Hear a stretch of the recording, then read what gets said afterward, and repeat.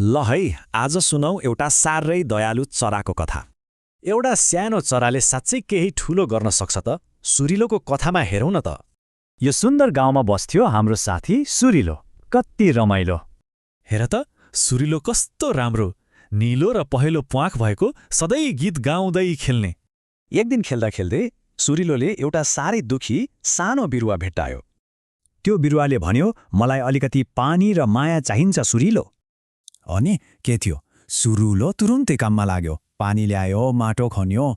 वाह, केही दिनमै त त्यो सानो बिरुवामा रङ्गी बिरङ्गी फल लाग्यो। गाउँका सबै साथीहरू आएर त्यो मिठो फल खाए। कति रमाइलो भयो होला है। सबैजना यति खुसी भएको देखेर सुरिलोले एउटा ठूलो कुरा सिक्ल्यो। सानो सहयोग र अलिकति मायाले पनि कति ठूलो परिवर्तन ल्याउन सक्छ है। अब सोच्ने पालो, आज हामीले कसलाई सानो मद्दत गर्न सक्छौँ होला?